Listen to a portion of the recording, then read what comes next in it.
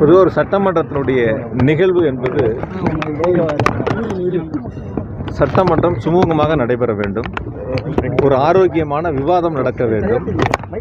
நாட்டினுடைய நிலைகளை குறித்து சட்டமன்றம் நடைபெறுகின்ற பொழுது உறுப்பினர்கள் கேள்வி எழுப்பதும் அதற்கு சம்பந்தப்பட்ட துறைகளை சார்ந்த அமைச்சர்கள் பதில் சொல்வதும் முதலமைச்சர் பதில் சொல்வதும் இதுவரை இருந்த ஒரு நடைமுறையில் ஒன்று.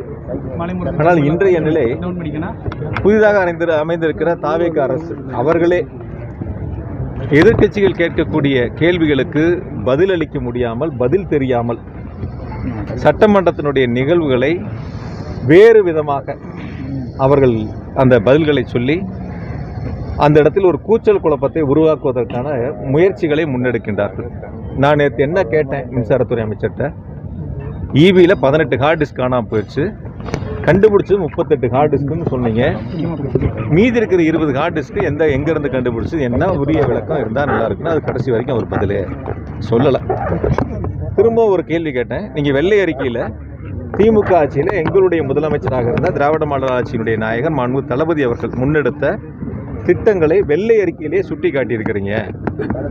99,000 மின்மாற்றிகள் மாற்றப்பட்டிருக்கின்றன, புதிதாக திமுக ஆட்சியில் அமைக்கப்பட்டிருக்கின்றன, எவ்வளோ லைன்லாம் போட்டிருக்கோங்கிறது நீங்கள் வெள்ளை அறிக்கையிலேயே சொல்லியிருக்கிறீங்க. 14,500 கோடி 2020-21 இருந்த மின்வாரியத்தினுடைய ஓராண்டு கடன் கடந்த 2025-26 933 கோடியாக குறைக்கப்பட்டிருக்கிறது என்பதை வெள்ளை அறிக்கையிலே சொல்லியிருக்கீங்க. ஆக முழுசாக வெள்ளை அறிக்கையில் திமுக ஆட்சியினுடைய சாதனைகளை பட்டியலிட்டு சொல்லிவிட்டு நேற்று சட்டமன்றத்தில் திமுக ஆட்சியில் எந்த விதமான பணிகளும் மின்சார வாரியத்தில் திமுக ஆட்சியில் நடக்கலை என்கிறது போல ஒரு தோற்றத்தை உருவாக்குவதற்கான முயற்சிகளை முன்னெடுத்தாங்க. நான் அதை தான் கேள்வியாக கேட்டேன். இப்போ நீங்களே வெள்ளை அறிக்கையிலே சொல்லியிருக்கீங்க, இப்போ அதுக்கு பதில் சொல்லணும்.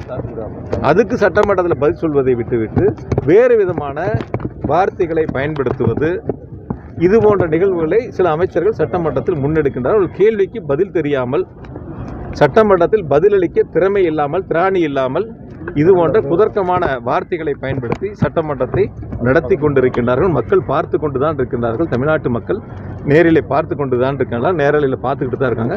உரிய நேரத்தில் மக்கள் அவர்களுக்கு உரிய பதிலை தருவார். சார், தொடர்ச்சியாக திமுக மீது தொடர்ச்சியாக வழக்கு பதிவோட கைது நடவடிக்கை மேற்கொண்டு வராங்க.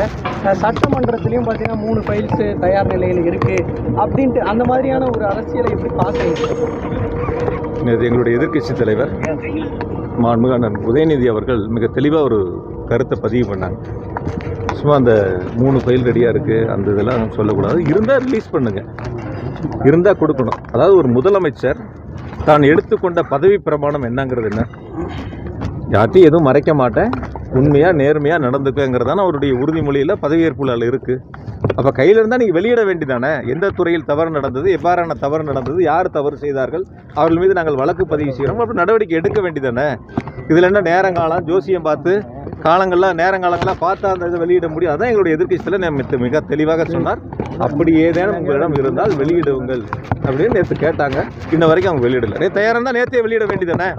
உங்கள்கிட்ட 3 ஃபைல் கட்டி வச்சிருக்கு, முடிச்சு போட்டு வச்சிருக்கு, அந்த ஃபைல் அவுத்தாருன்னா வெளியில் வந்துடும் சொன்னவங்க. ஸோ 24 மணி நேரம் ஆச்சு, நேற்றே அதை வெளியிட வேண்டியதானே. அவங்ககிட்ட இருந்தால் தானே வெளியிட முடியும். அதனால் எந்த விதமான இந்த அரசு தாவேக அரசை பொறுத்த வரைக்கும் 100 நாளை கடந்து போயிருக்கு. மக்களுக்கு எந்த விதமான ஒரு பயனும் இல்லாத அரசாக இந்த தாவேக அரசு ஆட்சியை நடத்தி கொண்டிருக்கின்றார்கள். தேர்தலில் சொன்ன வாக்குறுதிகளை நிறைவேற்றக்கூடிய ஒரு அரசாக இந்த தாவேக அரசு இல்லை என்பதை மக்கள் புரிந்து கொண்டார்கள்.